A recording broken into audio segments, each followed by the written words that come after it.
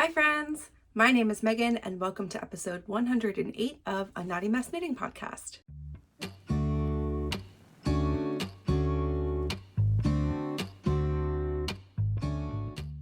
Hi everybody, welcome. For anyone who's new here, hi, my name is Megan. I live in the Pacific Northwest, just north of Seattle with my husband Mike, our daughter Theo, our dog Winter, and my mom Cindy, and I am a mostly knitter. Sometimes crocheter, part-time crocheter. I spin yarn and I cross stitch on Sundays. I have not shown you guys the cross stitch in so many months, but I will maybe bring it down next week if I remember, or like the week after that. Sometime towards the end of this quarter, I'll just show you the progress, which is not very much because even though I tried to give myself an hour, honestly, I need to give so much more time to this. They're not going to be done this year. This is what I've decided. I think I will actually put mine to the side right now and go back to my childhood one, wash it, see how that goes, and then unstitch my name. And this will make more sense next year when you see, or next week when you see these again. I'll unstitch my name and put Theo's in because Mike and I both have knit stockings I made us several years ago, gosh, almost 10 years ago at this point. Wow. I can still put up for us and then give her the only one that'll actually get stuffed anyway, my old cross stitch one. Side note. Okay, let's talk about things. I generally go through finished objects, whips, what I'm wearing, if that's different than a finished object, spin updates of things in the world. Sometimes I do a Dyer highlight or a pattern highlight. I'm going to do a Dyer highlight this week because somebody asked me a pretty good question on previous YouTube comments from last week, and I cover what I've read. I'm a big reader. That's a big part of this podcast. I mean, it's only 10 minutes a week usually, but I am making a book snake, which if you haven't been watching is getting enormously long. I have the length because somebody asked me the length of it last week, and I was like, I wonder how long it really is. Very long is the answer. So we'll get to all of those things. Let's just start at the top of my list, which is what I'm wearing and a newly finished object. I think hopefully we knew and thought this would actually get done this week. I was done sleeves, hood, minus I-cord, most of the body. I just had to make a decision on length and then add the ribbing and block it, and I did all of that this week. Pretty early on. I think I finished this and got it on the black mats on Monday. It was 80% dry when I went to knit night, which we do on Mondays, and I wanted to wear it, but the arm, just part of the arms were not dry, and I was gonna leave it. It definitely did. I put my notes already in Ravelry. I'm gonna go take pictures right after this, and then I'll put those in too, but it's still crunchy. Not nearly as crunchy. Feels okay, I'm wearing a t-shirt under this, and on my bare arm it feels okay. I think it feels and I have a scoop neck on, so I don't have any shirt underneath right here, and this feels fine. I think it'll soften more with wear, but it still feels crunchy linen-y. Okay. That's what I have to tell you about it. This is a really interesting yarn. It's discontinued, so you can't get it anyway. But if you find someone also you wouldn't be able to search for it on Ravelry because it's not on Ravelry. It's String Yarns NYC is a brand, and I found some of their old they're all discontinued. I don't think they're making any yarns anymore, but this one in particular was just not on there when I was trying to put my stuff in yesterday, so it's just in my note. But it is an interesting composition, so we can talk about that in a sec. I'm going to stand up so we can see it. I'm going to go through measurements, yardage, and any mods I made after that. Okay, today I'll have part of a head, most of the body. Okay, so here is what it looks like. I mean, it's cute. It's a sweatshirt. It feels very sweatshirt-y, vibe-wise. I am glad I used this yarn actually for the fact that I want to get it out of stash, but also now that it's totally done and I'm back here and wearing it, this is the vibe I thought it was going to give me with the Marley. It's very busy when you get a little bit close, but from back here, it just looks, kind of flecked or whatever. It looks two-tone. I couldn't think of anything else to use this very high contrast two-tone yarn for. So, and it's been in my stash for years, at least 4 or 5 years. So I got this from gosh, it has to be longer than that. No, maybe I got this in 2020 from a D-stash from someone who was moving.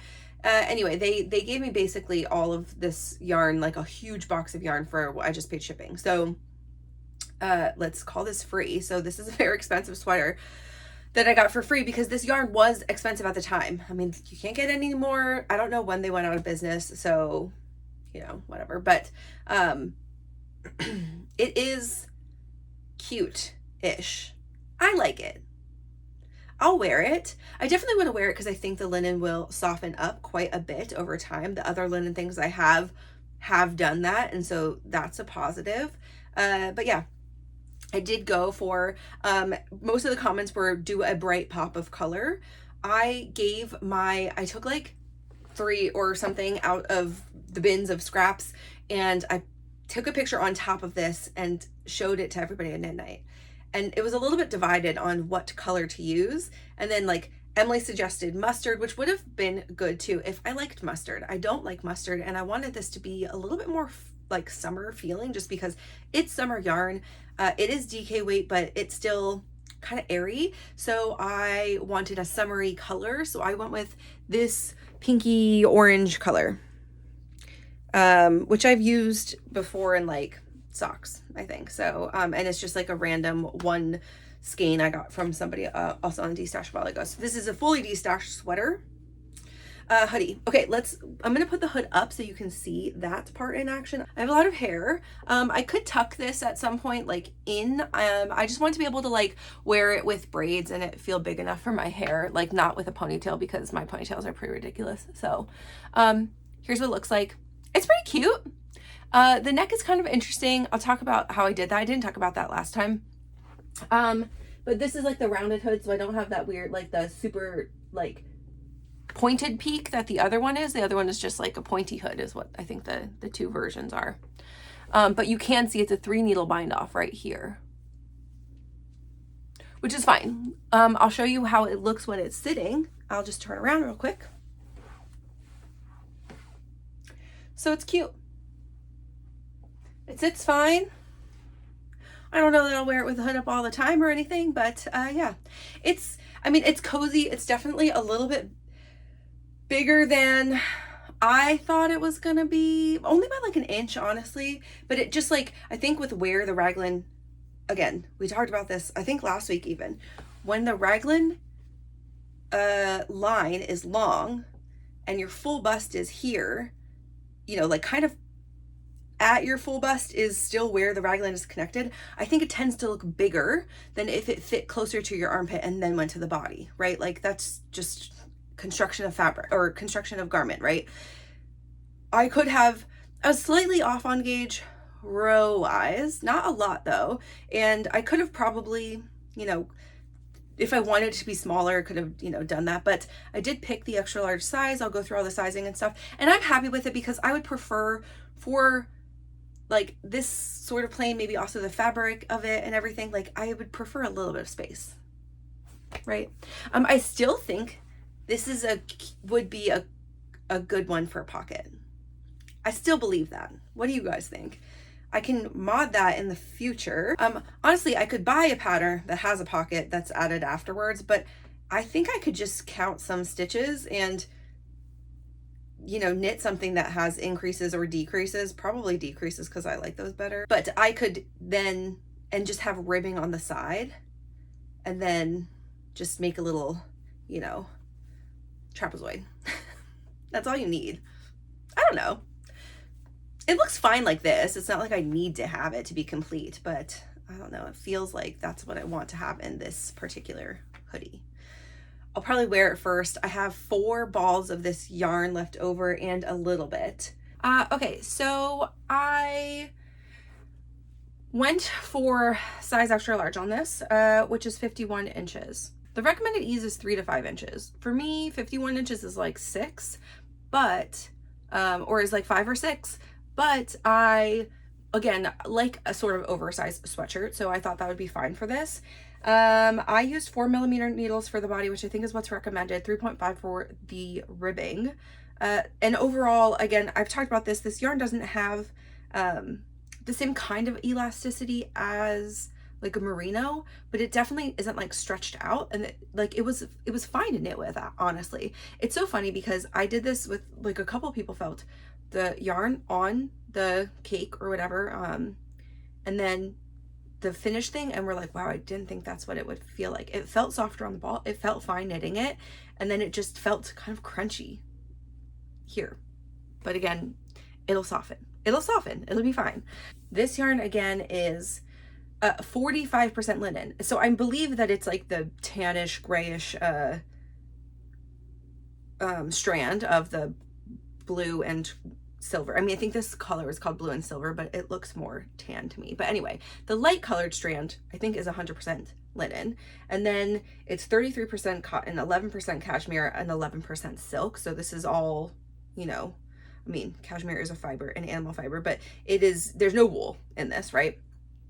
It is to 120 yards for 50 grams. Okay, so let's keep that in mind as we talk about the other things. So the final measurements I got when I laid this flat yesterday was that the bust is actually 52 inches. This is not bad considering I thought it was really off gauge for a little bit, and you know, whatever. But 52 inches, upper arm 16 inches, cuff 7 inches. It does have quite a lot of decrease, but I don't like, to me the cuff is pretty much perfect actually. It's a little bit long when my hands are down, but it's like, it fits, you know, just nicely over my wrist. And the sleeve length is 17.5 inches. I think it was supposed to be 18, but I blocked this conservatively. I did not stretch anything out. I kind of just wanted it to lay flat in the way that it was knit, you know. The underarm to hem is 12 inches and the overall body is 21. So it's kind of interesting because I think that I made this pretty long, this section, when you saw when I was standing up, like it hits me at my mid hip.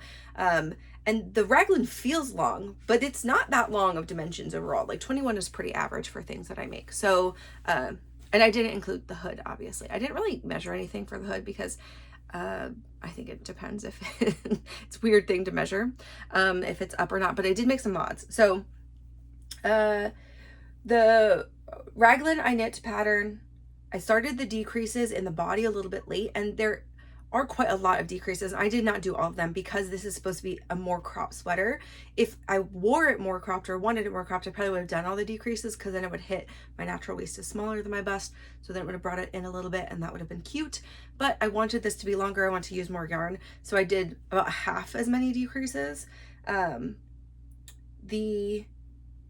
I added length also to the ribbing. I think it was only supposed to be like an inch or an inch and a half, and I made it 2 inches, which is the same as the cuff. I just did the same number of rows.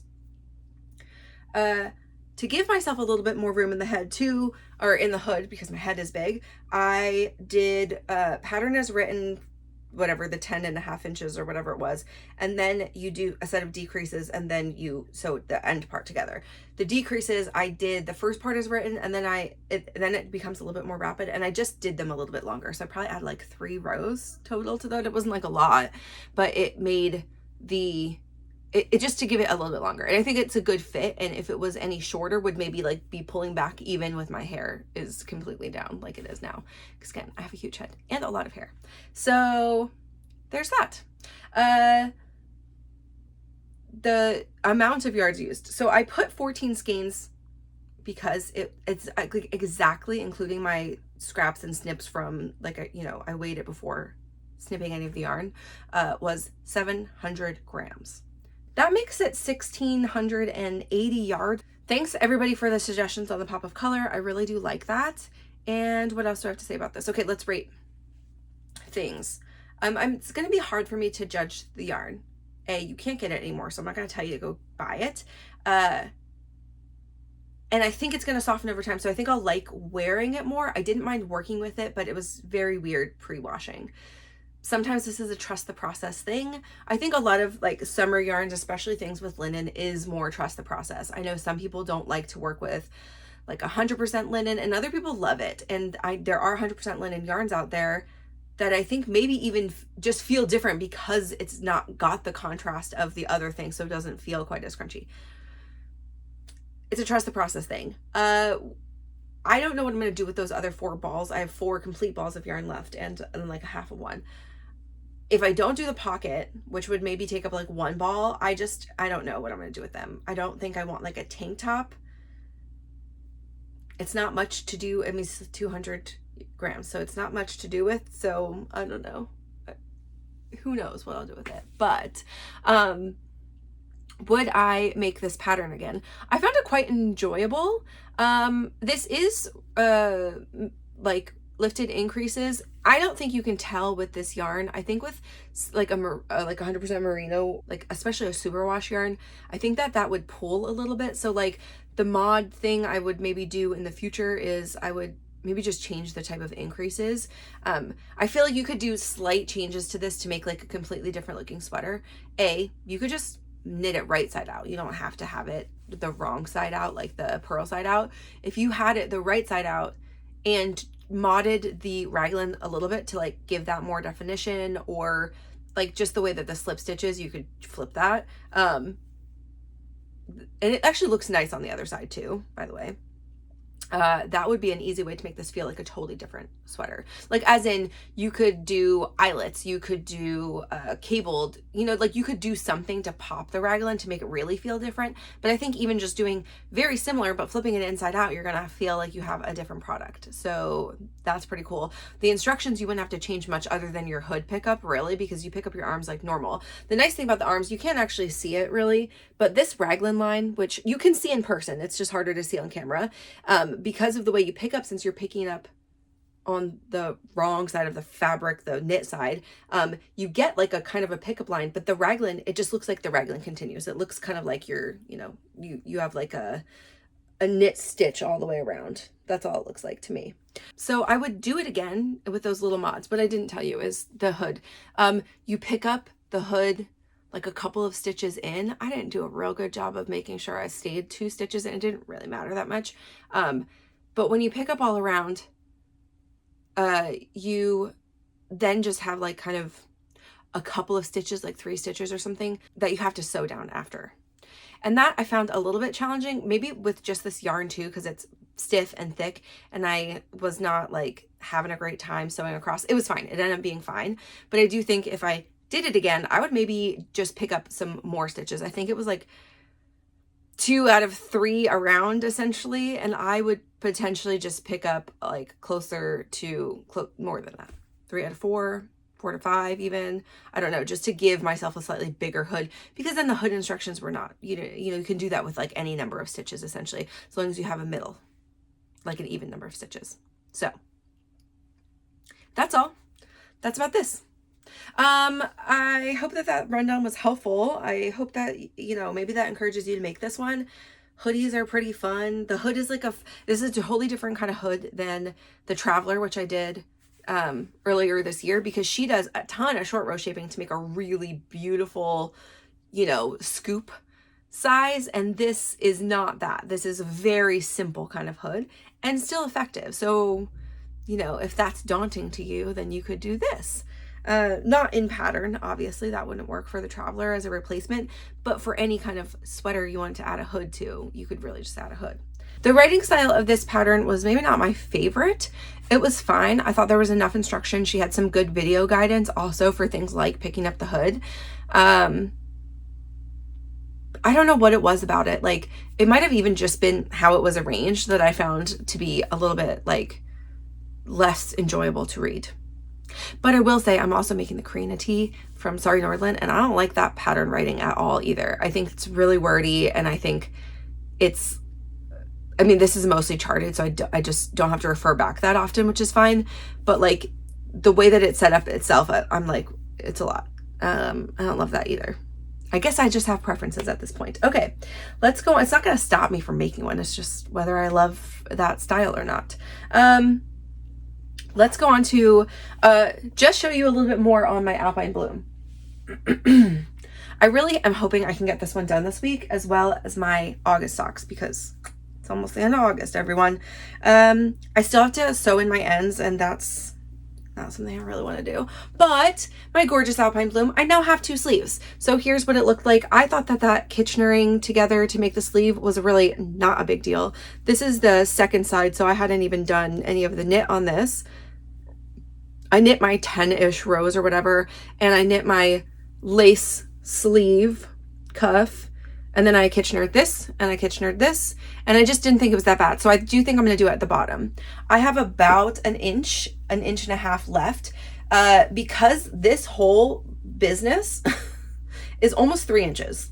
So I am at, I think, like 7 inches. And I figured if I get to 8.5, then this whole thing will be 11.5. And 8.5 is still long enough that it's going to feel like it's covering most of my torso, even if the lace does bloom a little bit and looks a little open. I just can tell you right now, this lace is not going to be like totally see-through. Even if it blooms and opens, it's not going to. So I feel okay with that being like, you know, even if I wear not super high-waisted pants, it will, and I have a tiny bit of flesh showing, like it's not going to be like my midriff is out. Do you know what I mean? And I don't want it to be too long. So I think 11.5 or even 11 is good. I'm probably going to try this on. I just didn't want to try it on last night because I was working on this right after walking. Well, I was working on this while walking on the treadmill, and then right after, and I was just like sweaty, and I didn't want to. So I will do that. I will do that soon. But yeah, here we are. Maybe what I'll do is I'll pause, try it on whenever, then do the border and get that piece done, because the finishing the last inch should not take me very long. It's only like, you know, 6 rows or something. So, and I do have a body stitch marker on here. I'd added quite a lot of body this week too. It's not like I didn't add body. I added like maybe a little over 3 inches. So yeah, just one more and the lace. The lace is going to be the trial. Sewing it will also take me a long time, but at least I'm aware of that. And I still don't feel like, I don't mind Kitchenering. It's a little bit annoying with this, but I felt like my second sleeve went even smoother, just in like how I was holding it and other things. And so I think it'll be fine. As a reminder, sorry, that is the Alpine Bloom by Caitlin Hunter, who is Boylan Knitworks. It is a size 4. It's 48 inches. Recommended ease is 2 to 8 inches, and for me that's about 2. I do like the more fitted look, just if you look at projects on Ravelry. I'm using 3.5mm needles, I think, for the whole thing.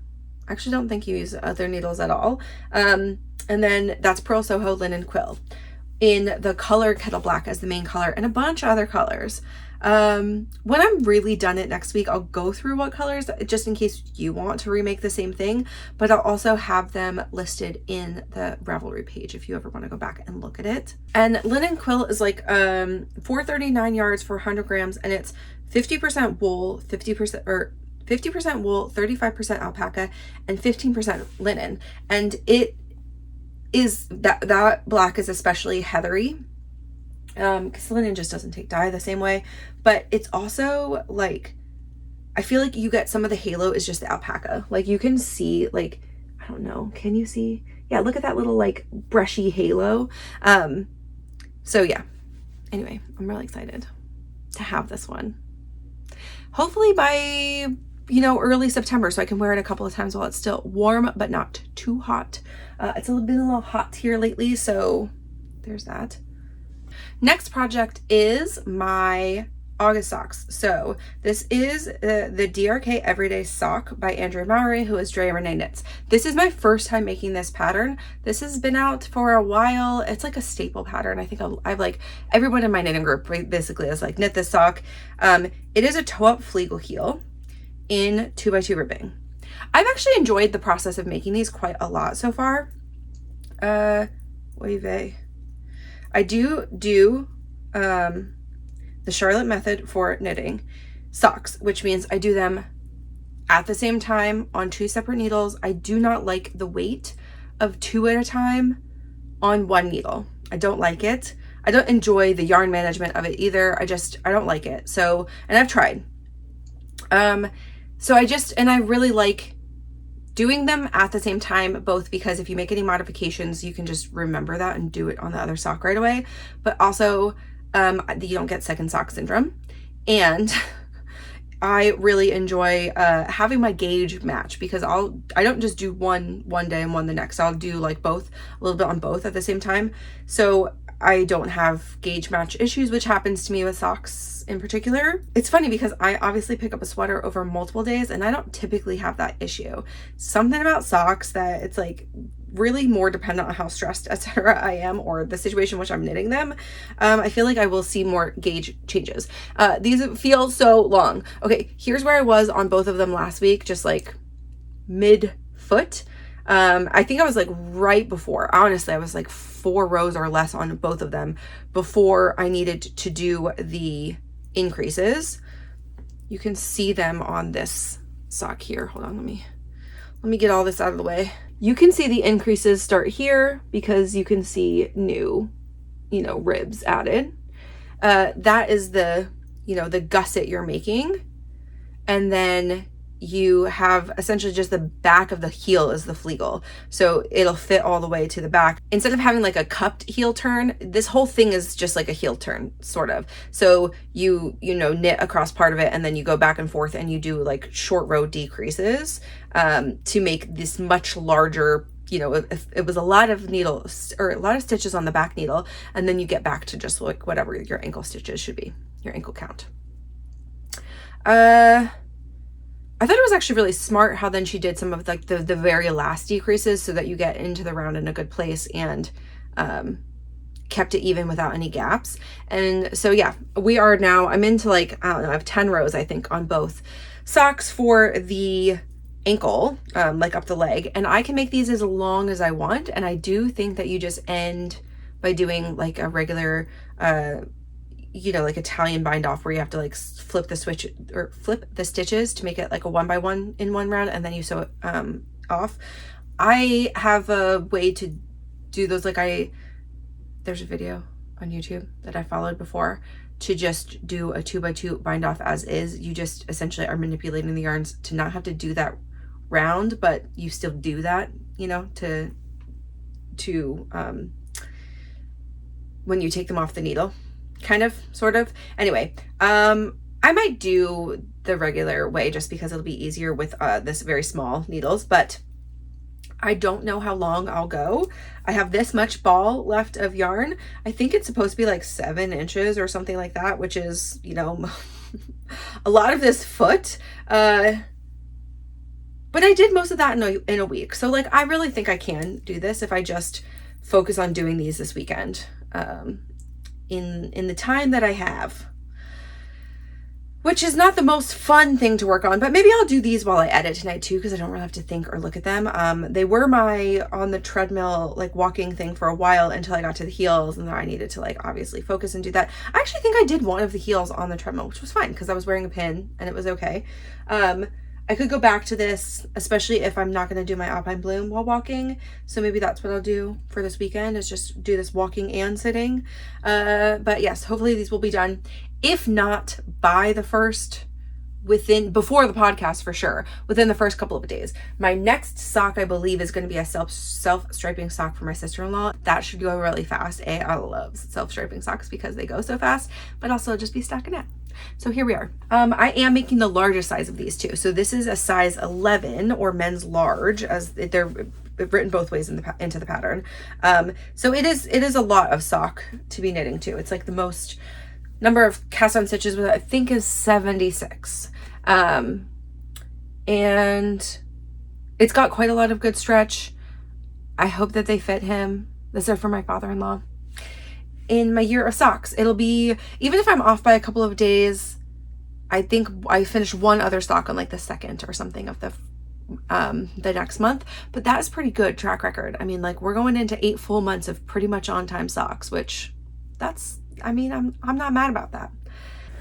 Let's do a really quick update of my Crosshatch hacked. This is inspired by a pattern by Jared Flood, but like very much just a 2-color brioche scarf that I am doing with no pattern whatsoever. So here is where we were. I really should have just kept it to the side and not done half a row, because it's going to be a real annoying to sew in the ends here, but I did what I did and it's fine. So I joined a new ball of black. I'm still on my first ball of the white color. I've got quite a lot of that left over still. I mean, like, substantial amount. And my black, I might like finish fully the black ball before I finish even this white one, so that'll be interesting. I which still means I think I got the right amount for each other. But I mean, I think I added like 7 inches. I wanted to add it a little bit more than that this week, but I didn't, and that's fine. So I'm just going to keep showing this to you as accountability to keep it in the rotation weekly. I've had a great time. And I did talk about this briefly. I don't know if you guys are interested or I should show you, you can let me know, but I am doing 2 color passes for every row. So what I do is I wear my pin and I have whatever the pearl brioche side on the pin and the knit brioche side just in my hand, and that switches every pass. And then I both knit and purl every stitch with the brioche. You do the like yarn over at the same time, if that makes sense. Always my black color is dominant because that's just how I started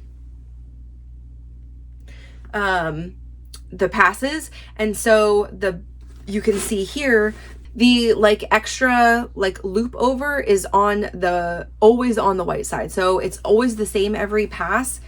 I don't know, maybe I could show you guys how to do it, but it made it significantly faster.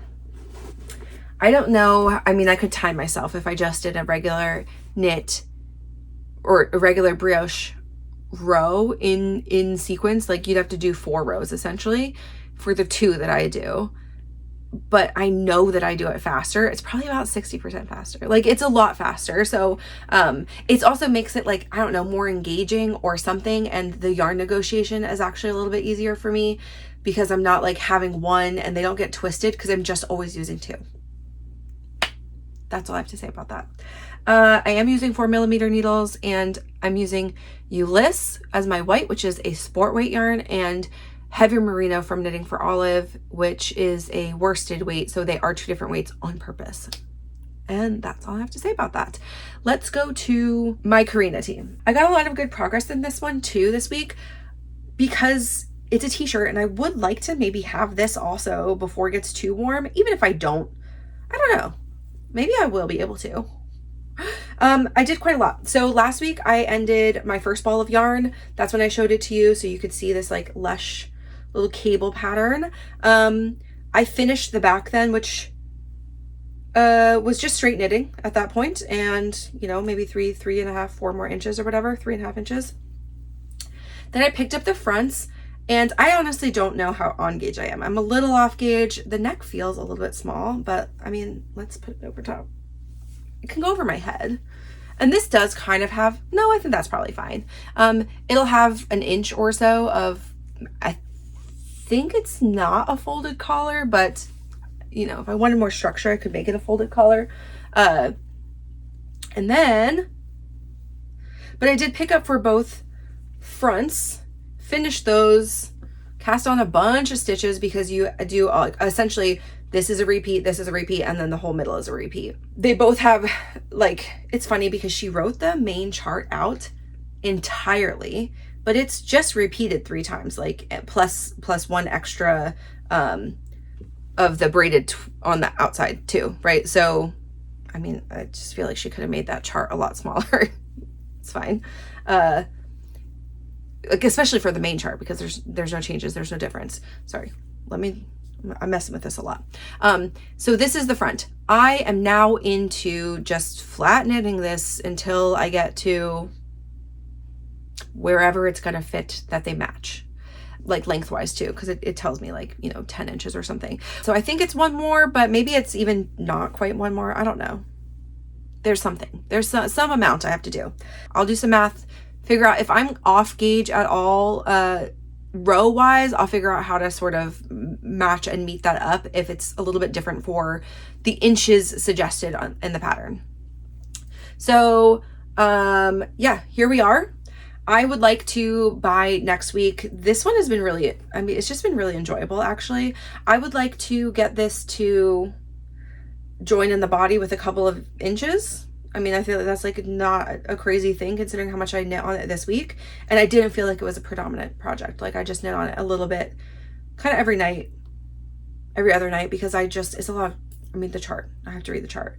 I have a better idea of where the chart's going now, but there's a lot of like these small crossovers in this. You have to kind of keep track of a lot of things here. And so like, I'm not going to memorize this chart probably, even by the time it's done.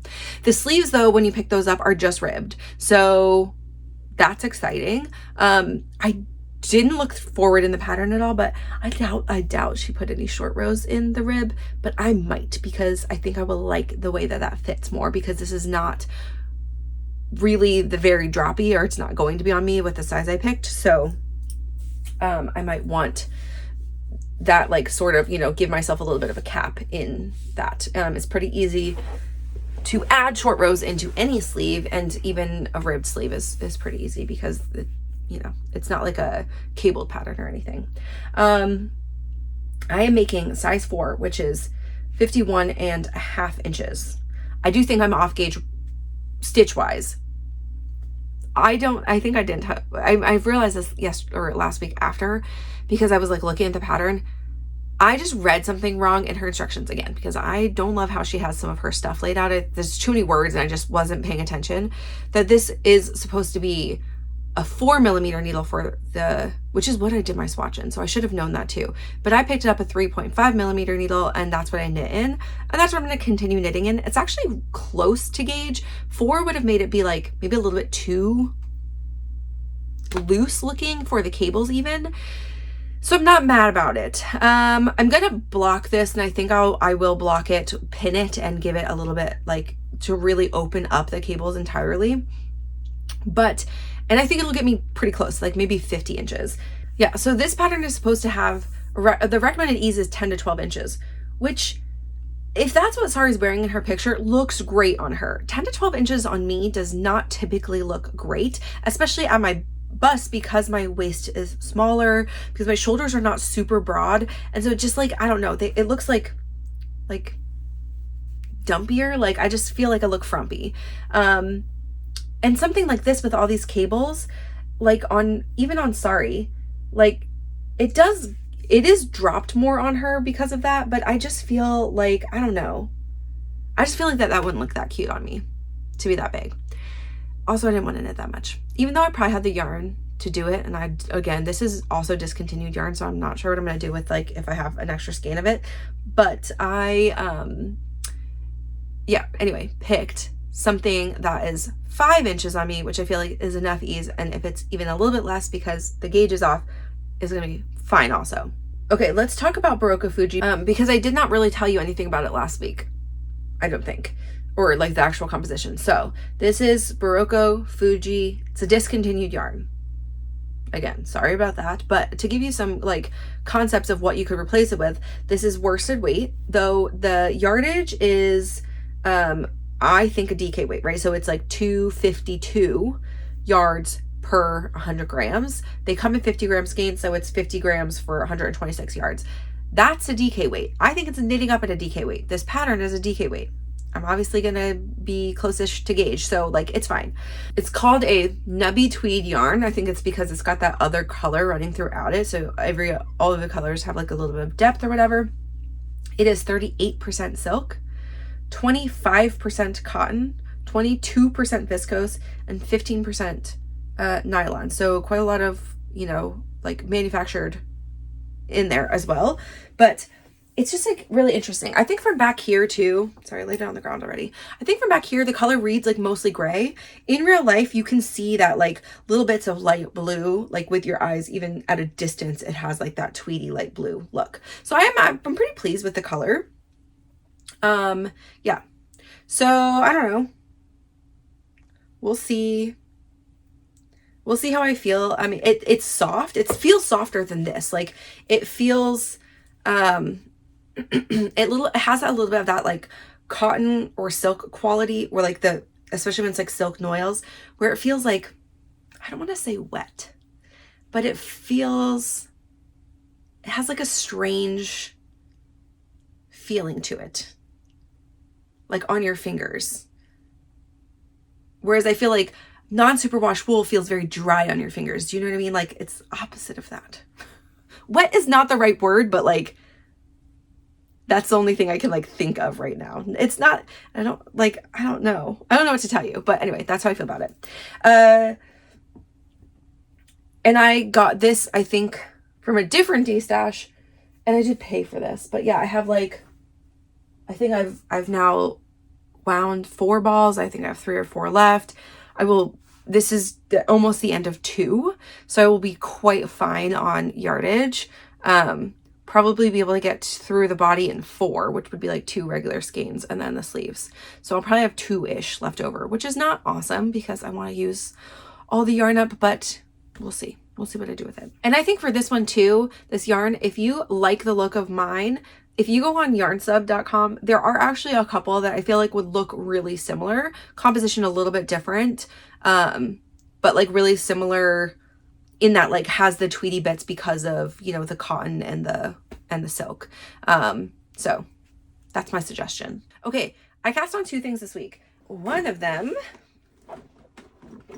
is the test knit. I think I might have shown you this yarn. And I'm going to talk about this more in a little bit also, but I got these colors from Flock. I am making a striped sweater. Can you tell? It's giving me very like stripe hype sibling sweater kind of vibe because of the you know, the depth of the stripes. So there are 8 row stripes. Claire made this pattern striped originally, which is the picture that is up here. She wrote this pattern though so that it could be used in a fade for Paisley Knit's Scorned Women box, which is her like advent box for the year. She always has patterns that go along with it. I think you have to buy the pattern, so I don't think they come in the box or anything, but you know, that's like an easy way to be like, oh, I want to use this yarn and here's a way to do it. So she wrote it for a fade too. The instructions give you like a lot of things in the beginning. Claire's patterns are great. I will say they are also a little wordy, just in that she gives you a tons of explanation, and most of that is just in the front end. So even before the pattern starts, let's say like 3 or 4 pages of, she gives you exhaustive measurements, which I don't think anyone else does a schematic quite as well as Claire, because she gives it into you just in inches and then just in centimeters, so that when you're looking at it, you don't get confused about what you're looking at, which is really great. She then gives you like all the basic things about like picking your yarn, blah, blah, blah. And then this one, there's a like color management, it's a whole own page, suggestions, how you can go through it, how you can estimate how much yarn you need for them, etc. And then she does an explanation generally of construction, and then you get into the pattern, and the pattern itself is these small sections with boxes of all the sizes across, so you can circle or you can write in. She just has blanks, and so you write in your thing. So when I do this, I go through the pattern at large and I just write in on my phone all for my size. And then I typically really just pay attention to those sections while I'm going. I'm testing this, so I've done a read through of everything also. And I'll usually like take a couple notes if I think something's not clear. There is bust shaping that's included in this. So kind of mid pattern, there's a stop point that's like, if you want to add bust shaping, here's the big explanation for that here. So you don't have to flip back, which I actually really appreciate also. Okay, so, but this is not like the sibling or stripe hype because this is a contiguous construction design, so a little bit different. I have a lot of extra yarn ends here that are quite long just because I did not gauge swatch, which I will say, if you are doing a test knit, you should gauge swatch. I did not, because I knew I think my gauge changes more between cast on and swatch than it's really reliable in a swatch. So I cast on with the recommended needle size of 4.5 millimeter needles, which is typically good for me for Claire patterns. But I got through 2 stripes and then I did a little swatch and I was like, oh no, I'm a whole stitch off, which is not a huge deal. Gives you a couple extra inches, but the way contiguous designs, especially because the way that it is created is that, and you can see here already, you're essentially making a saddle shoulder while you're making your pattern. And this was knit flat until I just joined them. So you're going back and forth and you're adding increases on either side of a static shoulder piece till you get to the part where you actually are adding increases for the sleeve. And then that's inside of the markers is where your sleeve increases then happen. No more shoulder increases, it's just sleeve and front increases. And your back is already cast on with most of your back stitches that you need, except for like right along here, right? So I like how contiguous construction fits on me, but I like when they sit closer just to the edge of my shoulder, so it really is like a set-in sleeve, so it's a little bit closer fitting. This is supposed to have ease of 2 to 6 inches, but she does put right into the big, all of her explanation, that you can choose a size if you want it to fit a little bit more closely. Choose a size that is closer to your upper bust. So she gives the upper bust measurement too. So I did 2 inches of ease at my upper bust, which makes the size I'm knitting as a 46-inch bust, which is 0 inches of ease at full bust. So what I'll likely do is, depending on how that is looking, I will try it on. But I will likely, right after I split for sleeves, I will probably just do a couple extra body increases, or not. It really depends. We'll see how and where the sleeves fit. And I might, 0 ease might be fine, because the rest of the sweater will be larger and sit a little bit drapey because my full bust is bigger than the rest of my body. So we're going to see how I like that fit. And she knows that, like, that's how I picked my size. I put in my bust measurements and everything. I am doing, just as her sample is the 8-stitch rows, which included the setup for this. And then I will, and that's been like really easy just to figure out where I am and stuff in the pattern.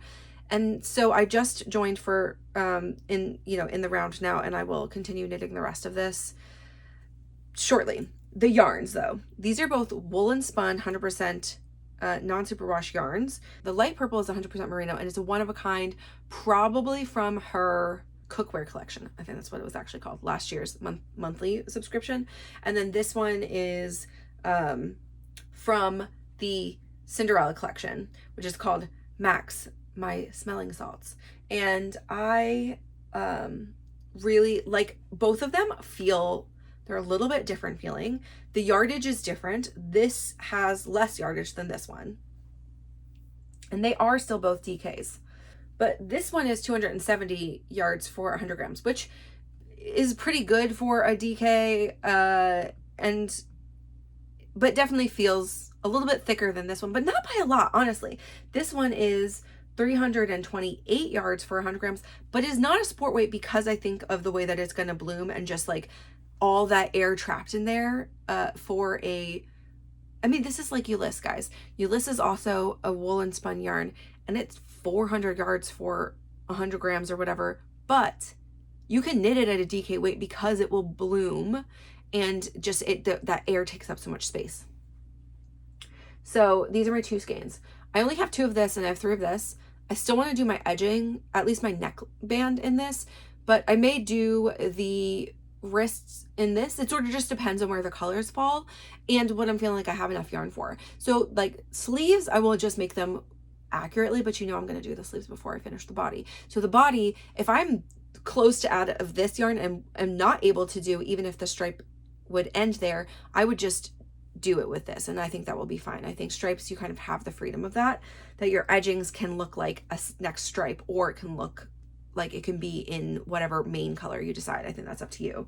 I'm going to let the yarn lead me on that one, but I should have plenty of yarn anyway. So I'm really liking this. It's like, there's something about thicker stripes like this, especially when it's just 2 colors, that feels like a little bit like kid to me, but like in a good way. Like, I'm gonna embrace my inner child on this one. So here we are. No real notes for this other than I'm enjoying knitting with both of these yarns. They are rusticy, but they still feel very soft. I think they're going to bloom beautifully and feel next to skin soft.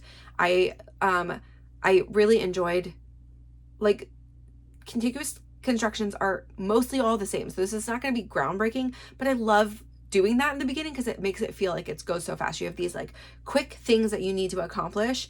And it's not just like do raglan for 40 times and you're like, oh my god, that's like this one. It's like, just now do your raglan 25 times, which is like 50 rows, and you're like, oh, that's so long. It changes pretty frequently, so yeah, it feels exciting. Plus stripes are so potato chippy, you're just like, I gotta get to the next one. So, and I just like love how that line looks. I think it's so good. Okay, this is all. this is all for that. I will hopefully have more done next week. This test is not due until November. I think the very beginning of November. I will not take that long. But I've not felt in a super rush. And so just like getting it cast on, I was like, okay, I can take a week or two. Now that's on the needles, I'll just throw it in the rotation. I did not cast on until this was cast on though. So I did that like Monday, and then I just re-knit it on Tuesday because I did the gauge, and I got to the point where I was like, oh, that's not right. And I was like, I can't rip it out and redo it right now. I will give myself a night and then do it. And it was fine. I mean, I only did 2 stripes, and again, that's not that many stitches. It went really fine. Now I'm definitely on gauge. And I actually have another test that shall be coming. I have not had tests in a while, everyone, right? My last test was also, I think, for Claire, the Compass Crew DK. And I have now this test, and I've got one for Wool and Pine that is coming into my inbox probably tomorrow. I have yarn picked out for it. I'm actually going to use this yarn right here. Let me pull it out for you just so you can see it. This I got several years ago from Erin from Backloop Yarn Co. She's not dyeing anymore. This color is slate. She custom dyed it for me. It was not a color she was dyeing at the time, but I asked for a sweater quantity of it and she did it. It's like a bluey gray color. It's gorgeous. It's a really beautiful color. I was going to make a Ginny cardigan with this, but after making 2, I'm gonna have 2 like belted cardigans, I decided, even though this is a DK weight and would definitely fall different than like the Wool and Pine one I made last year, which is big and jackety, that's not my favorite look for me, partly because I think it just like accentuates my hips in a not very flattering way. So I think I will abandon the Ginny cardigan pattern just entirely, or just not for me, and that's fine. So I think I will use this yarn for that this pattern that is upcoming. I'll give you more details of it and show you a picture and stuff, but it's really going to be a closet staple, and I think this yarn will be perfect for it. I'm excited. I need a gauge swatch for it, but it's the same gauge as my Scorned Sweater. Superwash and non-superwash do not play the same for gauge, so I may be okay with, they also used a 4.5 millimeter needle, and I may be okay with using that. I will have to do a gauge swatch when I'm ready, probably Saturday. I will honestly probably cast that one on pretty quick because I think that only has like a 6 to 8 week turnaround time, which Wool and Pine always has a slightly shorter turnaround times than I would love to see from them, but I'm okay with that for this one. Like, I still said yes because of, even though I have lots of fun things planned for the fall, I want to knit this one like really badly. She sent me a message, and I'm not in their every time rotation because they've got a lot of overlapping tests, but when I get in the rotation, I don't always say yes, but I loved this one so much. So I'm here for it. Okay, closet staple. Let's talk about the next thing I cast on, which is a crochet project for my daughter. Okay, I have a total of 44 to make from this. I will probably do slightly more than what I did this week because I just did this. I think I only did 2 nights. I did like 2 or 3. If I do, I think I have 6 here. Oh, I have 6. Okay, I have 6 done. I'll show you what they are in a second. I'm just going to talk this through. If I do around 12 a week, picking them up most nights, doing 2 to 3, I will be done with this in just a couple of weeks, and then I will have to do the whole join as you go. So what is this? I'm going to pop a picture up. This is for the Happypotamus. If you guys have not seen this before, this picture is actually one that I completed before. This is what is closest to what this will look like, except for I have added an extra color in, which I'm not really sure if I just omitted this color because it wasn't the color. Anyway, this one was for my niece. This is the most recent last one I made, maybe, when my niece Margaret turned 1. I meant to do this for Theo when she turned 1, and then when she turned 2, and now she's turning 3, and I will get it to her for her birthday this year, which is the end of October. So I've got time to get it done. I will not show this to her beforehand because I do want it to be a surprise. So I will only work on these like upstairs at night, which is fine. she oftentimes like sees parts of her things, just also because I leave my stuff out on the couch. But this one goes back in its bag every day. Here are the colors, just so you can see them in ball form. Because I have made 3, this will be my 3rd hippo made out of these colors. The other one has a white background that I had, and I don't think I have any of that yarn left over, but I got 2 like Hobby Lobby skeins gifted to me or something at some point in black and white, and so I'm using those as the other for this. Okay, so this is the colors. All of them will have white centers except for one, which is going to be on the belly. And like I originally picked these colors out with Mike for our first niece, June. And this, all of this is, I don't know how you say this name, Schockenmeyer. It's a German brand. Bravo Baby, which is 100% acrylic yarn. This is also 100% acrylic. This is like Soft and Sleek DK. It says DK, low pill fiber, but the yardage on this one, I think, is like, for 114 grams, it's 478 yards. Like, that's a fingering weight. I don't know if they know what DK means. These were 50 gram balls, and these were 202 yards. Okay, you've seen the Happypotamus up there, but here's how it works. So each of your you're doing what these are called African flower motifs. So there's lots of different crochet flower motifs, right? That's just what this particular one is called. And this is made with, gosh, 1, 2, 3, 4, 5 sizes. The nose patches, which go on either side of the nose, are 4. They're actual squares. There's a lot of these pentagons. There's about half as many of these hexagons. And then there are only 2 each in the heptagon, which I have both of those actually done already. And then there are 2 octagons. And so I don't know, honestly, I could not tell you how she figured out how to do this, because she has a bunch of animals and all of them are really cute. This is Heidi Bears. She has like all these animals, and I really I don't know what kind of experimentation she had to do to get them to like look like the real shapes and stuff, but they're genius. They're absolutely genius. And then she has you just join from one direction. So I do a magic loop, even though hers is to do 3 chains and join them. I prefer to have a magic loop. So I do a magic loop. That's the only end I sew down. So these are all sewn down. I've yanked that as tight as possible, sewn it back through a little bit. And then I just, as I pick up and go, you can see here on the back of this one, I just like hold together the end of the round I just finished and the beginning of the new round, and I crochet over top of that. I'll also do that even for the last round. When I pick up, I'll hold over top of it and I will crochet it down as I go over it in my join as you go round. And then there's not ends really you do some ends for the join as you go, but not that many. And I just don't sew any rounds in. I just stick them all in and I stuff this with the ends, and that is amazing. You don't have to cut anything. Okay. So yes, sorry, you do your first round. You can change colors as much or as little as you want in this. There are truly 4 rounds at this stage, and your 5th round is your join. There are 2 rounds in your main color to make the petal, but I suppose you could do 2 colors there. I don't really see why not. It would look different, but like you could do that if you wanted. I have a chart. You know I do. I have a table that has all of the color combinations. When you have 7 colors and you're doing these 2 could, switch and be opposites. I don't know if I did any of them this week. No, none are exactly the same, but like I will have one that has the purple inside and this like bluey color on the outside, right? So, alternates.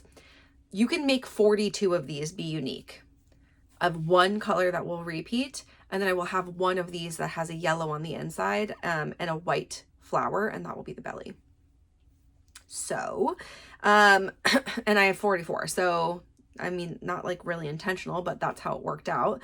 So I have a chart or a table of all of these color combinations and then what shape they're going to be. I did that because I've never really like paid much attention. I've just like picked out ones, but I want a pretty even across the colors for the different shapes, because there's like a couple of them where you have a bunch of those shapes next to each other. So I want a good mix of like basically what the main flower color is going to be. I chose what the ears are going to be. I chose what the nose patches are going to be. I chose what the color of the one that's in between so that I know, and that's just going to be set to the side, right? And then I know what like the 7 color ones, I know where they fit. And I even know, because I don't love this color combo, this one and the opposite of this one will be the inside of the front feet. So, or the back feet, I guess it doesn't matter. They're both the same. But so I already know where some of these are gonna go because I've made this a lot of times. But here's my little bouquet of flowers. I have 6 of these done. This is a really, really enjoyable to me pattern. I don't love working with acrylic yarn. Working with acrylic yarn and a small hook is also just not my favorite, but it's worth it for these, and they go really fast. So it only takes me, you know, probably less than 10 minutes to make one of these. And like even my 7. So like the 5 is even faster. So yeah, here we are. I will have a dozen more to show you. That'll be a good amount of them. And then yeah, I love coming back to this pattern. It's really fun. You kind of need to like take an entire night or more, maybe like 2 full nights to join the hippo. Like, it's not fast. I don't know if I'll do that over 2 weeks or like in mid-week so that I can show you both mid done and then it'll be truly done the next week, because it is really cool to see it like partially done and not stuffed, so you can kind of see how this whole thing comes together. It's genius. So I don't know, let me know if you have an opinion or you really want to see it partially made, not stuffed. Let me know. Right now all my done ones are just going in one pocket of my lovely big Trader Joe's bag, and then all my tools on the other side, and then my yarns in the middle. This is kind of overkill for this project, but I wanted to have like extra pockets and stuff. I'll move it to a different bag probably next week, but yes, here we are. Okay, last thing to show you this week, as always, is my book snake. Okay, I'm fully out of polyflail now, and I still haven't made it back to Michael's, but I will go. I have to go this weekend. And yeah, we'll get ourselves there. Here is how big it is. It's so big. Okay. Somebody had the question of, can I share the length of it? I probably won't share every week because I will tell you how far I am, which is really close to getting caught up. Since I will be caught up soon, maybe I'll share next week with how big it is, and then I'll share it like, you know, once a month or something, because it won't change like dramatically week over week. I am at 12 feet and 10 inches. That's how big this is currently. That's quite large. I'm not mad about it, but it is really large. I told you it was going to be really big. Okay, where I started adding stripes this week, I was really close to end of quarter. Yeah. Okay. So I wanted to get to end of quarter this week, which was like maybe 10 of them back. So here was my last book read in quarter 2. Okay. Then I added the rest of these because I just had them laid on my desk and I just did it. That's what I wanted to just get more done. So we have a lot to get through really quick. So let me go through covers. But yes, I think I have 10 left to get caught up to even this week. So if I read 3 or 4 books, I should be able to get all of them done next week. So next week, when we do a review of the book snake, I'll do our catch up, and then I'll do books at the same time as the last couple. How exciting. And then I can only bring this out when we do our book section. Yay. Okay, let's go through. Okay, so we're into June books here. So this one is for Lingus. There's a lot of covers for this, like 3 or 4 actually. And I like this one the best. Anyway, so this is Lingus. It's just a yellow cover with a little bit of red on it, but I figured the yellow was good. The next one is Every Summer After, which is the first of the Carly Fortune books. This one that I read, at least. Focus. This one is, I thought, like pretty good with like the lake colors, plus it's got a little bit of like the orangey color, which is what the title words are. I prioritized, so this one is first time color, and I just prioritized the pink, because that's how I think of that cover. Like, I know it's a dual tone cover, but I really just think of it as a pink cover. So that's what I did. It's just a really light pink that has flecks of darker pink in it, held double. Then we've got some craziness, if y'all remember. Oh, also Katie and I went to, there's like a bookstore pop-up in North Seattle right now that's called Love Struck in Seattle, and it's only romance books, and it's pretty small. There's like 3 big bookcases full of books, and I've read, yeah, you've guessed it, many of the ones on there, but they have all the subgenres. Anyway, this one was on here, and I reminded Katie to make sure it's on her TBR because this was one of my very favorite modern romances from this year. I just thought it was great. So this one is Blood of Hercules. We get into our craziness here. I also loved this book, and it was absolutely unhinged. Somebody did comment, I think last week, that they just finished it also, and yeah, it was crazy. It's an unhinged book. I had a great time reading it. I don't think it's for everybody, but yeah. Anyway, I thought it was fun. Okay, this is Allie Hazelwood's Problematic Summer Romance, which is like an age gap romance, and her dress and the background, and I thought it was a good mix. Here we have Indigo Ridge. I just love the colors of this cover. I love all of these covers actually so much. This is a Devney Perry series called The Edens. I'm not done with it because there's no more audiobooks available of these books from the library. So I have a couple of them, just the book format, but I'm so slow to read those, so I'm working on it. Although they'll get back in. This one is this is Powerless from Lauren Roberts. This is a series I think I'm probably not going to finish. We'll see how I feel. Maybe in the fall I might pick it up, but if I don't finish it, I'm not real heartbroken about it. It's more of like a YA dystopic kind of Hunger Games adjacent sort of book. This is Juniper Hill. You might see here, this is maybe not the most perfect match, but this is some of my handspun, and I actually, it's adjacent to the handspun I used for Mike's sweater, which is caked, and this one is not caked, but this was like the remnants one, and I, anyway, just still used it, and I just like pulled it off the little mini skein to get the greenness. I could not find just like I don't know, I just don't have that color green in anything.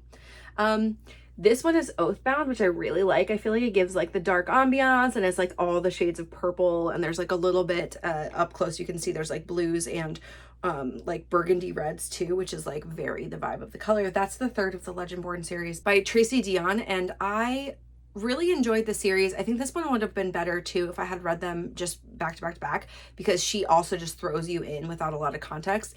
There's some reminder of like, hey, what happened? But there's so many characters and components and like backstabbing plots and other things that I was like, what is going on?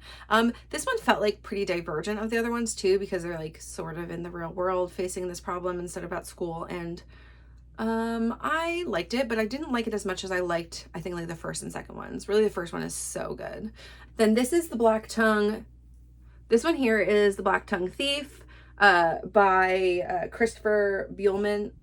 And I think I told you this before, he also does read the audiobook, and it's quite excellent. I think I'll probably read the second one. That's not read by him, still written by him. But again, maybe in the fall. I'm gonna put some of these like extra finished series things on my TBR. They're there. I will get back to them.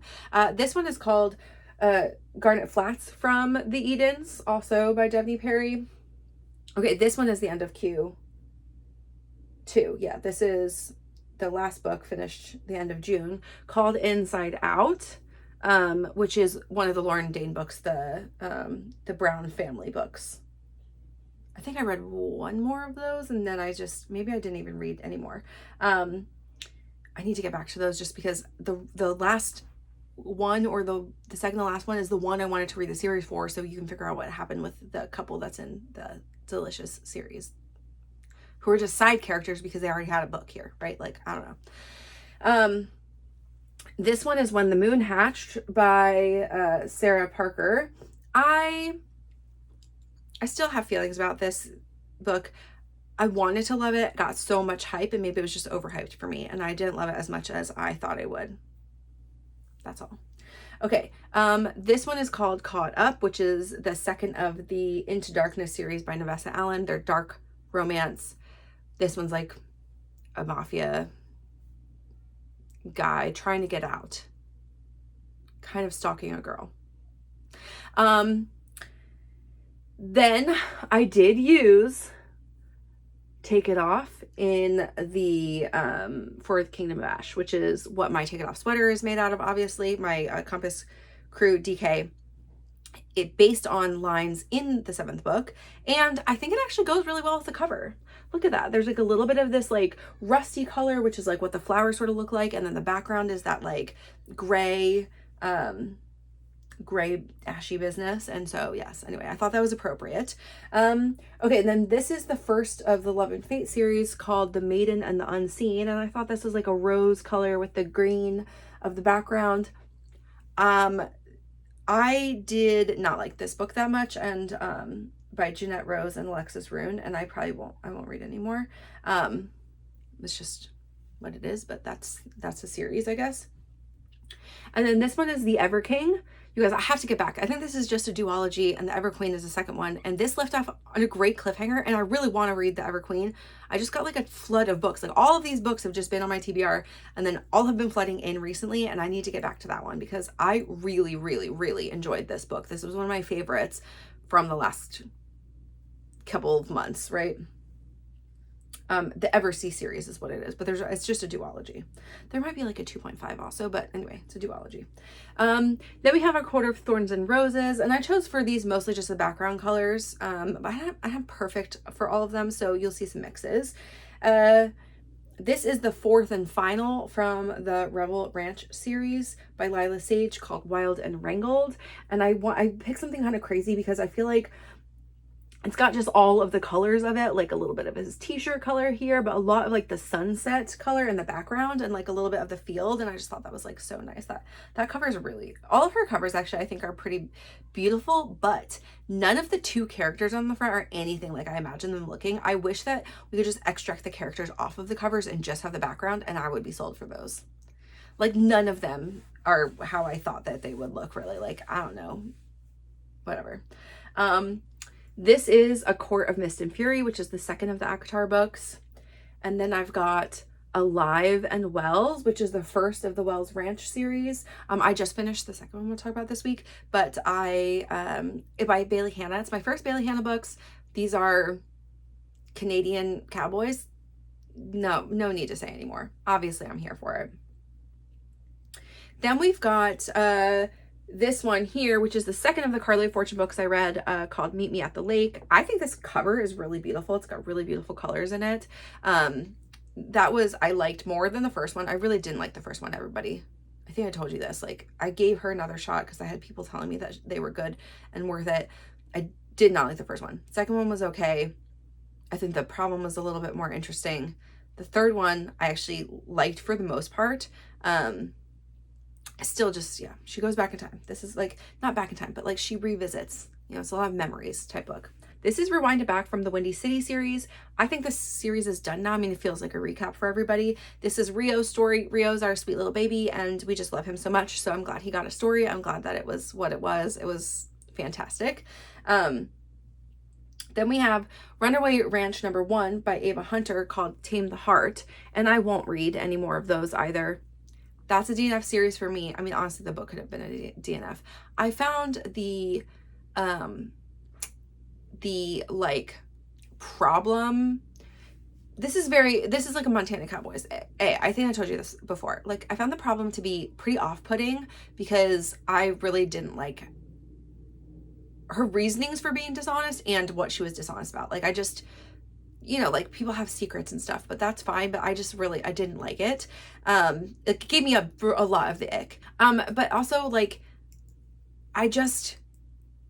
there were a lot of things I didn't really like about it, but like, I also just like, this thing, I told you this, one of her bucket list things was to see the sunrise, and they live on a ranch, and he's a rancher, and they couldn't do it. Like, I don't believe you. That's the craziest thing I ever heard. Especially when you read a series then like Alive and Wells, which they talk about, like, this is in Canada, right? And yeah, the sun maybe rises a little bit later for parts of the year there, but like, they're getting up at 4:30 in the morning to go attend the horses and do the other ranch things. And they have like many ranch hands. He also has ranch hands, but like, for sure, the main rancher guy is out there also very early in the morning. This is what happens. Okay. Anyway, I have not used this yarn yet. This was another like gifted to me yarn. that I held double. And then we've got Heavenly Bodies, which is the first of the Heavenly Bodies series. I liked but didn't love that series. I may read more. It's like enemies to lovers. The magic is kind of interesting. Magic is pretty interesting. It's like stars are the gods, and I don't know. It was pretty good. Then we have A Court of Wings and Ruin, which is the third of Sarah J Maas, and then we've got 3.5, which is A Court of Frost and Starlight. I still think I stand by with this one is you should read for context, but it is like a Christmas special. That's what it feels like. You're like, oh wow, this is weird and fluffy. But also I like it. So whatever. People feel real salty about that one, but whatever. This one is called Wild Side, which is the third of the Rose Hill books. There is another one that is either just came out or just coming out soon, and I'm excited to read that one. This is by Elsie Silver. I love Elsie Silver. This is the first series I read from her and I fell in love. I think her writing style is like fun. Also, you know, Canadian sweethearts, there's just something about them. But this is like a small town romance type books. And then we've got Uprooted, which is by Naomi Novik. This is like a standalone. This is a little bit more green than I had intended it to look, but that's okay. The gold is like the background of the book, and then I wanted some of this blue and green. Really, this is more the vibe of the book because it's like about a haunted forest, a magical forest, a malevolent forest. I don't know. I thought that book was a wild ride, but so fun, and like in a good way. Like it was really, like from concept to completion, I found it very enjoyable. So yeah. And she does a really great job of writing like a likable but very salty main character. And I find in this one she's also like confused a lot, which I also enjoy. Anyway, I thought it was great. This one then is A Court of Silver Flames. There's a couple covers for this one, but I picked the orange one, so it's the orange and like the depth of the mask and stuff. And then this last one here is Kings of Kearney. You guys, I just read all of these books. So this is 4 of ACOTAR, and then this is just a standalone from Nevessa Allen about a motorcycle club, which I also enjoyed. I enjoyed this one quite a bit. So yeah, 10 more to be caught up to the end of this week's books. I have no acquisitions, but I do have a spin thing to talk about real quick. So I'll put a picture here of them all together, held up together, but I am doing, I'm finally going to cast in on my podcaster collection, yarn from last year, or fiber from last year, in the Shanico tweed I got. This is Marlene Knits. This is Young Folk. So this is Casey's color and Marlene's color. And then this is the Airy Knits. These are all the tweed Shanico base. I love this base. I will talk to you a little bit about spinning it in a second, but I'm going to do a 3-ply. So I'm just spinning them all end to end. I was like originally going to try to do like a fade or something different. I was going to do maybe a night shift. Anyway, I decided no. Instead, I'm going to make a traveler shawl. 2 people in my knitting group are doing it now. Ariel did hers with a 3-ply also. I'm hoping I get a thin enough yarn, but I can always make the smaller size. It's fine. But I am doing a 3-ply. Doing this, I'll show you, it is interesting. So this fiber is a Shanico base, and then you've got essentially the same as like a silk like thread throughout, although here, that's not a good, let's show you on this pink part here where you can really see it. You can see all of these neps. They're laying here. They are like kind of threaded throughout. So there's like 4 or 5 veins of them that go through the fiber, but they are quite sticky. They're like nylon or whatever. And some of them are, you know, like densely overlapped. So there are points where I feel like I have to stop a little bit and like pull the tweeds apart to like get them to lay nicely. Partly also because I'm spinning pretty thin. So I don't want to bunch at once. If I was spinning anything thicker, like more of a fingering weight single, it would probably be less of a problem. And it's not a problem. It's just something that is making this spin a tiny bit slower than normal. I should have one more big spinning update next week. I won't pull it off the, I will not pull it off. I finished 3 books this week. So first is the second of the Wells Ranch series by Bailey Hannah. So this series is Canadian ranchers. Wells Ranch is the place where all of these happen, but it's in the town of, maybe just called Wells Canyon, I think is what the town's called. Anyway, It's not all about the family. This one is about like sort of a pseudo family member finding love from a one-night stand. This one is like in the blurb, but this is an accidental pregnancy book. It's interesting. I liked the characters for the most part. I found I was like a little bit irritated from the girl, like she was just being a brat about some of this stuff, and he is a solid dude, and Red is his nickname. And but yeah, I had a good time reading this one. It was like light and fluffy and perfect and just what I needed. The second thing I read this week was the newest book from Annabel Monaghan, which is called It's a Love Story. I think maybe there's one more book of hers that I haven't read, but if you have not checked out any of her books, she's got more mature female main characters. I mean, just characters in general. Some of them are about divorcees or moms or whatever. And then this one is not. She's just like 30 something, but has not found love yet. And this one is about, like she's a child star turned movie producer. And she is working at a production company and still hasn't had a movie chosen. And so the movie is called Love Story that she's trying to get chosen. This is like forced proximity, enemies to lovers type book. I had a great time with it. I really liked the main character. I really liked the male main character. The female main character was like, I think a little one note for me. It was the one thing that I didn't love is that I just felt like her whole personality flaw or hiccup or whatever was a little bit contrived. Like it was based off of one thing that did happen in her formative years of adolescence, which I understand. It was like a pile of two things, but happened at once that made her feel this way. But I feel like she's generally a rational adult. And so I feel like a little bit like it's not as believable that this one thing has made her whole personality be this way.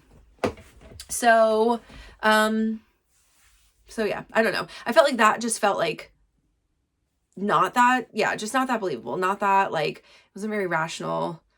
And people aren't rational, so like, I mean, maybe that's fine. But I really loved the main character, male main character, and you meet his family, and it's like a whole lovely thing. And so yeah, anywho, but I would recommend that one. I mean, I just think her writing style and her books in general are like a joyful. The last book I read then was House of Sky and Breath, which is the second of the Crescent City series. I started this after the first one. I finished the first one like 3 weeks ago, August 8th. And I started this one right after because I was like, oh, I'm just going to jump right into the next one. Then I didn't read it for like 2 weeks. And then I was like, I'm going to finish it this week. So I read that. It's a long book. Like it's 27 hours. The third one is even longer. I'm already like 6 or so hours into that. So I'm going to try to get through that one like all at once because there's a lot of like plot twisty type things and like powers that be that you have to remember. And it's really nice to be reading them in this order. And also having just read ACOTAR, it makes this series better. And I know people have thoughts about that. This series in particular of hers, I actually really like that you get the big cast of characters early. It's one of my favorite things about Throne of Glass is that you actually do follow these other side characters while they learn and grow and do things. It's not just about, you know, the main character. And this too, there's lots of other people doing things, and they're all important, and they're also all her friends and people that she loves, and so people that you love. And yeah, anyway, I enjoyed it. I have 2 more things to talk about, and then we can sign off for this week. So first of all is thank you for weighing in on the next Cal. I had a couple of people say different things. I will say I am going to join the Hohi knit along. I don't know that I'll get my thing done in time or whatever, but I'm going to make an Elton pullover. So if anybody wants to join for a Hohi or an Elton knit along or whatever, obviously Hohi's already hosting this, but I don't know that she has a lot of chat forums or anything for this. So if you want to, we can have a little Instagram group to show each other the things. So I will be casting that on probably, I think it starts on the 1st, just to join along, just for fun. then I will, but I would like to host myself, probably no prizes. This will just be a casual, encourage each other type moment, an unspun knit along. We did an unspun knit along last year. You're right. We did. And that was very fun. And I did my first unspun project. This time around, no different, just the same idea where we're going to just do unspun things together to encourage each other to use up some unspun you have, or if you just haven't been brave enough to cast on your unspun, this is a great way to have resources and talk to other people who are doing and working with the same type of yarn. There's more than just nuded in the unspun category. Manchalopus is one of them. I think Lopi has there's a Lopi one too. I don't like an Icelandic one. I don't know what it's called. But I am going to be using plates of nuded in.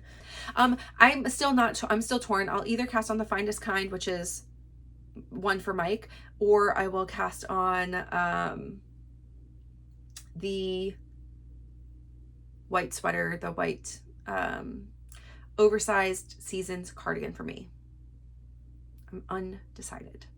What I will say is I will prep myself with whichever one in the next couple of days by winding off a couple of balls of it held together. I held it single last time with a Surrey, but I've heard from people that if you're going to hold it double, it is easier to manage and stronger feeling if you just wind two together in a ball. I can do this on my ball winder and see how that goes. I might try that first, but I might just end up doing a ball because I can be a little bit more gentle with it. I can do the ball winder kind of slowly, but it's just, you're probably gonna have more breakage. These are easy to spit splice, but as much as you just don't want to do that too much, right? Because you want it to stay like light and floofy. But both of those are gonna be held double. So yeah, either way, that's what I'll be doing. Okay. The next thing I want to talk about is actually just somebody asked me a question of what do I think about Lauren from Little Fiber Co.'s bases, specifically her fiber. I actually would love to talk about her because this is my first time using her yarn. I have some old Yarn Addict Co., but since she rebranded to Little Fiber Co., she is doing all non-superwash. That's her jam, and started doing the fiber. I have some fiber from her, but I have not spun with it yet. So I can't tell you exactly. And also it's going to be a special circumstance because I have a bat.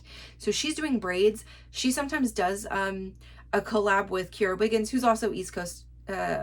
Lauren's just outside of Philadelphia and Kira's in New Jersey, I'm pretty sure. So, they're close to be able to swap stuff. But I do have a Cormo Rose bat. That's what I got at Flock, and it's obviously more blended because it's a bat, but it feels super soft and lovely. The bases that she's gonna have 6 total bases for this collection. This is all on her Instagram right now, and I think you can read about the bases on her website. So she has offering this time. She's doing Surrey. I think no mohair, it's just Surrey. And then she's doing the merino base, which her merino base I haven't used, but is interesting because in this reiteration of Little Fiber Co., she's got no nylon in it. It's an 85% non-superwash merino, super soft, like 19.5 micron, and 15% silk. So that's really nice. Like you could use that for socks for sure, but that'd be really nice for tops too. You still get like elasticity and durability from the silk, but it's not got any nylon if you're not a nylon fan. And that's a 2-ply. I love 2-ply sock. I like a 4-ply sock too, but I do love a 2-ply sock. Then she's doing her silk fingering, which is 100% mulberry silk. If you look at the pictures for this, it's very shiny and really gorgeous. And that's also like sock weight, right?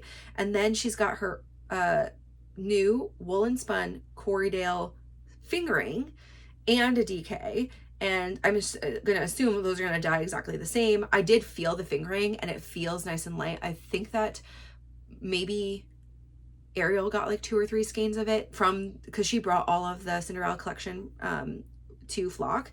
And then she is also going to be offering her Falkland DK, which is a 3-ply non-superwash.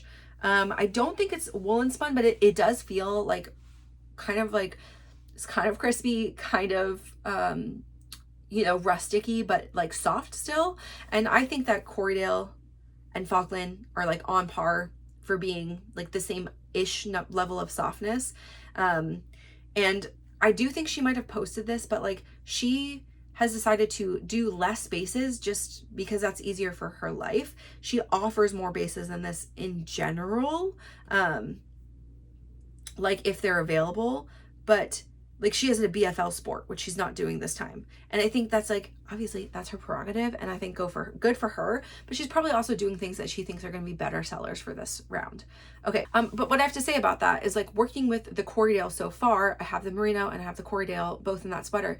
Corriedale feels nice. I do think it's going to bloom really beautifully. But yeah, nice to touch. Plus like the yardage, $3.83 for a DK. That's like going to cut most people down a whole skein for a sweater. So that's awesome.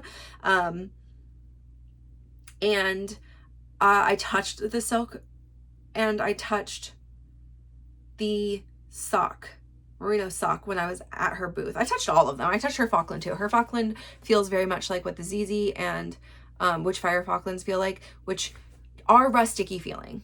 But like they're perfect for any kind of cable pattern you want to do, or just like a cardigan, something that's got a ton of wear, because they will not pill as much as like the like this one here. This is the earthy sock, or sorry, this is the earthy DK from Explore Knits, and is really soft, but like that really airy, like not woolen spun, just like the airiness of the plies. The thing that I've knit, and it pills like crazy, right? So this is just something for you to know. These slightly rustic ones, they soften over time. They wear beautifully, but they're really for heirloom pieces. Like you can make a cable thing that's going to look gorgeous in 10 years, right? So even with like, you know, good seasonal wear. So there's my thing about her yarns, but for her fiber. So she is bringing, she has a custom base, which is this Cormo Rose. I felt the Cormo Rose in base form, like in braid form, and I obviously have the bat. I just bought the bat because I wanted to buy some bats. That was the thing that I wanted to do. I may do some of this Cormo Rose in pre-order though. It feels really nice. It is really soft. The Cormo is really soft. Cormo is like a really, it's like Targhee or Rambouillet, and that it's like super springy, has like a lot of crimp. And the staple length is not super long, but it just feels really floofy. It definitely spins really nice. I love spinning Cormo. So, and it has like almost that matteness that Rambouillet has, but not quite as much. So would give you a really nice yarn. She did something special with this, or she asked for it to be more blended cause I think she custom milled this, or she got this, like, you know, this is not very common, right? But Rose, she said, and I talked to Lauren about this, spins very much like silk. And because of that, she wanted it to be more blended. I also like this. If you're going to do a silk, you know, braid, that it's not just like a thread or a vein of silk that is just right there and is really hard then to keep, because it does not draft at the same tension as the fluffy yarn. But when you get it really threaded throughout, then it does, and it doesn't bother you, and you can just kind of spin normally. This is 20% rose, and she said it's her favorite blend that she's ever offered. So I would say yes, you should go for that if you're kind of thinking about it. The other one that's going to be is that she has a custom blend of 88% Rambouillet and 12% Violet Angelina, which is like the sparkles. It all is violet, and it does have like, it's like a ultraviolet kind of like tinge, because I saw this like at Flock also and touched it, and the threads are just, they're not silver or gold, right? They're this slightly bit like bluey purple, but like bright. And so she has a lot of blues and purples and greens in this, and it goes really well with those. But even in her like yellowy base where I saw it, like it just adds a little bit of depth and interest, and it was really fun. So if you're into sparkles, I think this one would be a good one too. It was a little bit more veined in it than like how the rose was in the Cormo. I love spinning Rambouillet also. I don't know, I think she's maybe like one or two other bases that she'll be offering, like maybe a regular Rambouillet as well. But I do trust Lauren. She uses all her stuff before she starts, like, you know, she does real samples with them before she starts doing it. And you guys, so I'll put up here a picture of maybe like the merino sock, because it's like a good representation of what the color looks like. But there are so many blues, like there are 3 4 blues in there, even the variegated one, which I just feel like are so deliciously my colors. I obviously have one of them. That's what's in here. If you like colors similar to what I like, I feel like you would really like this pre-order. But she is a great dyer for me to feature here because A, she's a beautiful and lovely human being, but also like I think she has such a great and some interesting offerings of non-superwash bases for entirely non-superwash line, including no nylon. And I think that is probably really attractive to some people who, you know, just would prefer to have that as their yarn. And so, you know, she's a dyer you can buy from. The cowl, I didn't say, I think I'll start the unspun cowl mid-September. It'll go till maybe like the end of the year or whenever I finish it. Obviously, if I finish this one thing, I'm going to cast the other on. So really like until the end of the year will be ideal.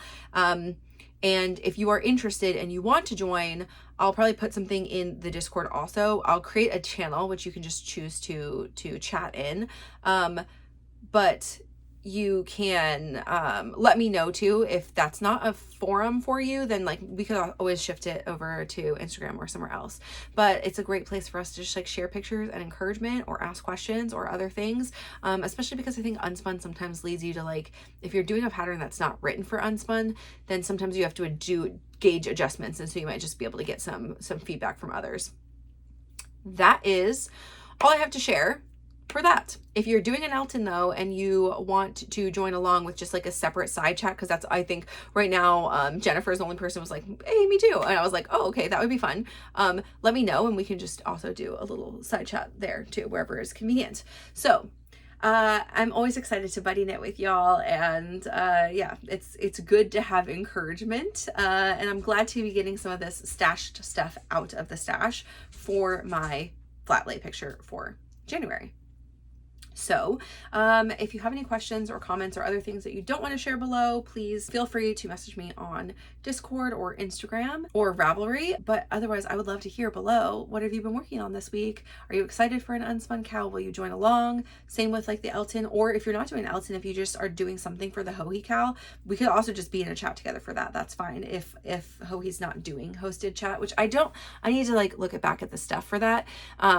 But if she's not, like, I'm happy to just open that up for anybody who's doing a Hohi pattern.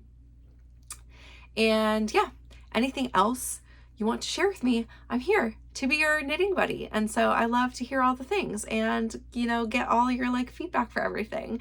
So I hope that was a fun little Dyer highlight this week. And if you have any other requests or other things you want me to cover, let me know. And don't forget to stretch, get up, move around, take care of your arms and wrists. And I will see you next week.